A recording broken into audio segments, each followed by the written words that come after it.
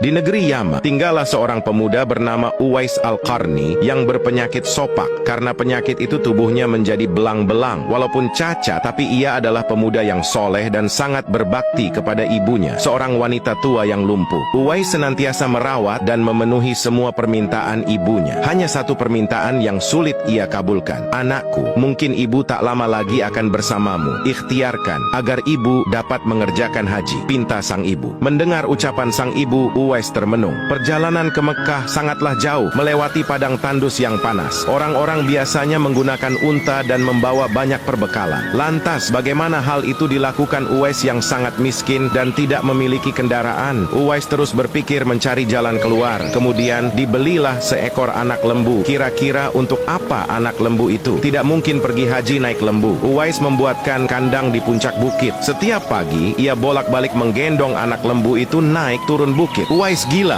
Uwais gila," kata orang-orang yang melihat tingkah laku Uwais. Ya, banyak orang yang menganggap aneh apa yang dilakukannya tersebut. Tak pernah ada hari yang terlewatkan ia menggendong lembu naik turun bukit. Makin hari anak lembu itu makin besar, dan makin besar pula tenaga yang diperlukan Uwais. Tetapi karena latihan tiap hari, anak lembu yang membesar itu tak terasa lagi. Setelah 8 bulan berlalu, sampailah pada musim haji. Lembu Uwais telah mencapai 100 kilogram. Begitu juga otot Uwais yang makin kuat. Ia menjadi bertenaga untuk mengangkat barang. Tahukah sekarang orang-orang apa maksud Uwais menggendong lembu setiap hari? Ternyata ia sedang latihan untuk menggendong ibunya. Uwais menggendong ibunya berjalan kaki dari Yaman ke Mekah. Subhanallah, alangkah besar cinta Uwais pada ibunya itu. Ia rela menempuh perjalanan jauh dan sulit demi memenuhi keinginan ibunya. Uwais berjalan tegap menggendong ibunya wukuf di Ka'bah. Ibunya terharu dan bercucuran air mata karena telah melihat Baitullah. Di hadapan Ka'bah, ibu dan anak itu berdoa, "Ya Allah, ampuni semua dosa ibu," kata Uwais. "Bagaimana dengan dosamu?" tanya sang ibu keheranan. Uwais menjawab, "Dengan terampuninya dosa ibu, maka ibu akan masuk surga. Cukuplah ridha dari ibu yang akan membawaku ke surga." Itulah keinginan Uwais yang tulus dan penuh cinta. Allah Subhanahu wa ta'ala pun memberikan karunia untuknya. Uwais seketika itu juga sembuh dari penyakit sopaknya. Hanya tertinggal bulatan putih di tengkuknya. Tahukah kalian apa hikmah dari bulatan disisakan di tengkuknya Uwais tersebut? Itulah tanda untuk Umar bin Khattab dan Ali bin Abi Thalib, dua sahabat Rasulullah, untuk mengenali Uwais. Beliau berdua sengaja mencari di sekitar Ka'bah karena Rasulullah Shallallahu Alaihi Wasallam berpesan, "Di zaman kamu nanti akan lahir seorang manusia yang doanya sangat makbul. Kalian berdua pergilah cari dia. Dia akan datang dari arah Yaman. Dia dibesarkan di Yaman. Sesungguhnya Allah mengharamkan atas kamu durhaka pada ibu dan menolak kewajiban dan meminta yang bukan haknya dan membunuh anak hidup-hidup. Dan Allah membenci padamu banyak bicara dan banyak bertanya. Demikian pula memboroskan harta, menghamburkan kekayaan." Hadis riwayat Bukhari.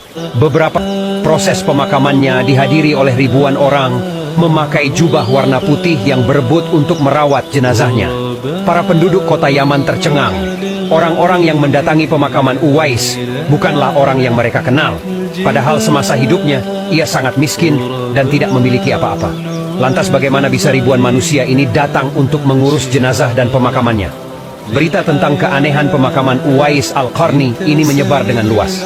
Akhirnya penduduk Yaman tahu bahwa Uwais Al-Qarni ternyata bukanlah penduduk bumi. Ia adalah pemuda yang terkenal di langit. Dan manusia-manusia tadi adalah malaikat yang dikirim oleh Allah SWT kepadanya. Masya Allah, begitu dahsyat amal kebaikan seorang tabi'in Uwais Al-Qarni yang berbakti kepada ibunya. Bagi yang memberikan hadiah, saya ucapkan terima kasih banyak. Semoga Allah memberikan kemudahan rezeki bagi kalian semua. Amin.